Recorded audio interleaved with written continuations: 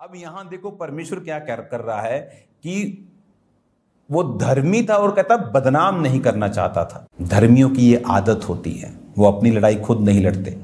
आज तक मेरे ऊपर बनाएगी एक भी वीडियो मैंने नहीं देखी, मेरा रिकॉर्ड है, मुझे नहीं मालूम। मेरा कई बार कोई घर में आता है, कोई बाल काटने या कोई सामान देने या कोई कपड़े वाले या कुछ बंदा, वो बताता है ओ फलाना बंदा इंटरनेट पे क्या बोल। मैंने कहा कौन, मुझे मालूम नहीं भाई।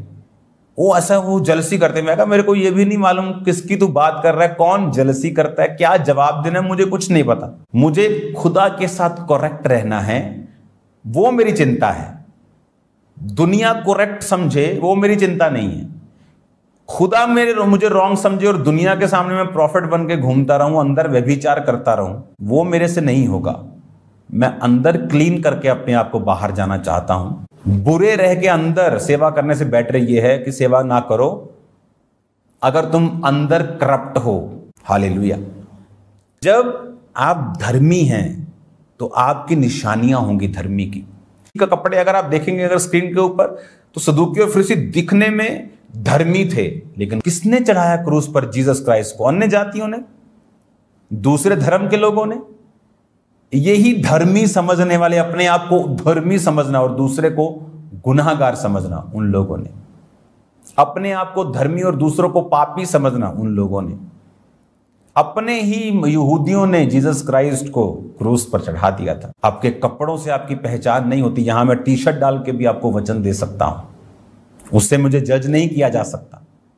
यहां कोट पैंट डाल के भी दे सकता हूं, लेकिन अंदर जीसस ने कहा जो तुम खाते हो, सुबह टॉयलेट से बाहर निकलता है, तुम्हें अशुद्ध नहीं करता। जो तुम बोलते हो, निंदा, चुगली, बदनामी, ईर्खा, विरोध, फूट, विधर्म, जादू, टोना, वो तुम्हें अशुद्ध करता है। व्यभिचार, मूर्ति, वो तुम्हें अशुद्ध करता है। अब उसको स्वर्गदूत सपना देता है, स्वप्न में उससे बात करता है कि भाई साहब मत डरो, मेरे बेटे मत डर, दाऊद की संतान मत डर, क्योंकि जो उसके गर्भ में है वो होली स्पिरिट की ओर से है। उसको बताया जाता है कि उसके गर्भ में पवित्र आत्मा की ओर से एक पुत्र है, और ये ऐसा इसलिए हुआ। फिर उसको कहां से कंफर्मेशन मिलेगी? वचन से, क्योंकि वचन में लिखा हुआ था यीशु मसीह के जन्म से 700 वर्ष पहले ये रिटन था कि एक कुंवारी गर्भवती होगी। तो लोगों को लगा कि शायद कुंवारी मतलब कि ऐसी लड़की जो कुंवारी हो, उसकी शादी होगी, क्योंकि वचन सबके समझ में इतनी जल्दी नहीं आता था, जो खासकर डीप प्रोफेटिक वर्ड्स होते थे। जैसे जीसस ने कहा मेरे लिए मत रो, अपने और अपने पुत्रों के लिए रो। क्यों? क्योंकि कुछ ही दशकों बाद ये सब कुछ ढा दिया जाएगा, वेस्ट कर दिया जाएगा। हालेलुया।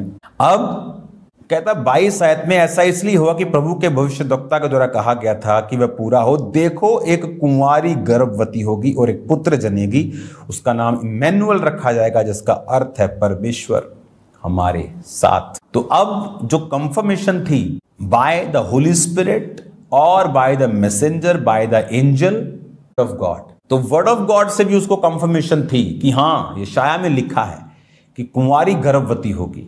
उसको फिर समझ आया, ओके कुंवारी मतलब कुंवारी गर्भवती होगी, कि वो शादी नहीं करवाएगी लेकिन कुंवारी ही गर्भवती होगी, क्योंकि खुदा की ओर से वो गर्भ को धारण करेगी और पुत्र जनेगी, उसका नाम इम्मैनुअल रखा जाएगा। यानी वो परमेश्वर ही होगा जो पैदा होगा इंसानी जामे में, इंसानी रूप में।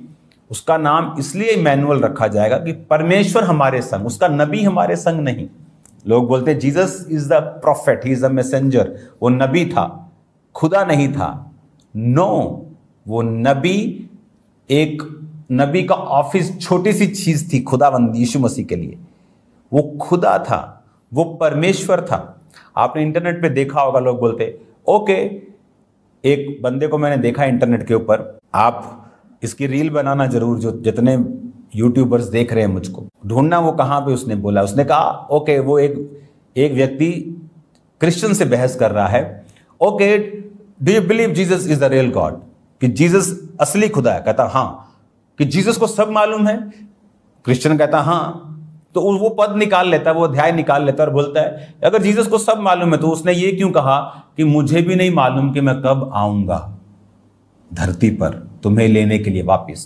पिता को मालूम है। उसने कहा फिर जीसस अगर खुद है तो उसे मालूम क्यों नहीं है? आपको मालूम, जीसस ने बार बार बाइबल में लिखा है कि ऐसा इसलिए है, जीसस ने कहा पिता ने न्याय करने का सारा अधिकार मुझे दे दिया है। पिता न्याय नहीं करता, तो पिता न्याय नहीं करता, क्या उसको पिता नहीं बोलेंगे? पिता न्याय नहीं करता, लेकिन न्याय करने का अधिकार मुझे देते, ताकि सब लोग जैसे पिता का आदर करते हैं पुत्र का भी आदर करें। और पुत्र जो अपने आने का समय नहीं जानता, सिर्फ पिता जानता है, ताकि जब एंड में वो सब कुछ जीत कर पिता के हाथ में अपने आप को भी सौंप देगा, ताकि सब लोग पिता का आदर करें जिस तरह वो पुत्र का भी आदर करते हैं। आप समझ रहे मेरी बात को, कि जीसस ने कहा वो पिता ने अपने अधिकार में रखा है, न्याय करने का काम मुझे दिया है। तो अगर जीसस गॉड नहीं है, वो न्याय नहीं करता। अगर वो नबी है तो वो सिर्फ न्याय नहीं करता, लेकिन उसे न्याय करने का अधिकार है। 12 गोत्र सब लोगों का न्याय जीसस ने करना है, खुदा ने नहीं करना। क्यों? परमेश्वर ने कहा ताकि जिस तरह वो बाप का आदर करते हैं पुत्र का भी आदर करें, एक बैलेंस करने के लिए सिचुएशन को, क्योंकि वो बैलेंस करने वाला खुदा है। लिया अप्रिय हुई, 6 बालक दिए। राहेल प्रिय थी, बांझ थी, बाद में 2 हुए। कौन? यूसुफ, बिन्यामीन। अब आपको समझ आ रही है मैं क्या आपको बोल रहा हूं, कि इससे ऐसे क्यों? ताकि बैलेंस। जीसस ने पिता को सब कुछ सौंप दिया और पिता ने जीसस के हाथ में सब कुछ सौंप दिया। सूर्य उसकी रोशनी है, उसकी गर्मी है, लेकिन क्या हम उसको अलग अलग बोलते हैं? सूर्य की रोशनी अलग है, उसकी गर्मी अलग है, उसका ठोस जो है कोर अलग है। नो, सूर्य, बाप, बेटा, पवित्र आत्मा एक ही है। बाप, जैसे बोलते हैं कि मर्द की जुबान एक होती ना, तो बाप की जुबान एक ही है जिसने दे धारा और वो धरती पे आया। बाप कुर्सी पे बैठा है, लेकिन उसका आत्मा आप में मौजूद है काम को करने के लिए। बाप हर जगह नहीं जाता। न्याय करने का काम उसने अपने बेटे को दे दिया है, क्योंकि वो तीनों एक ही हैं, काम अलग अलग लेकिन वो एक ही हैं। हालेलुया। अब जब उसको बोला गया कि उसका नाम इमैनुअल रखे, अगर वो नबी होता तो उसका नाम इमैनुअल नहीं होता। मोस्टली लोग क्या करते हैं, जब वो क्रिश्चियन से बहस करते हैं, बाइबल का एक अध्याय उठा लेते हैं अनपढ़ों की तरह और उसको कोट करते रहते हैं। ना उसके आगे पढ़ते हैं, ना उसके पीछे पढ़ते हैं, ना उसको सही रीति के साथ उसको बाय हैं, जस्ट एक वचन पढ़ के उस पर बहस करने के लिए आ जाते हैं। हालेलुया। तो जब परमेश्वर ने कहा उसका नाम इमैनुअल रखा जाएगा, मतलब खुदा हमारे संग, नबी हमारे संग नहीं। वो नबी भी था, वो हीलर भी था, वो चंगा करने वाला भी था, वो टीचर भी था, वो इवेंजलिस्ट भी था, वो प्रीचर भी था, वो प्रेरित भी था। हालेलुया।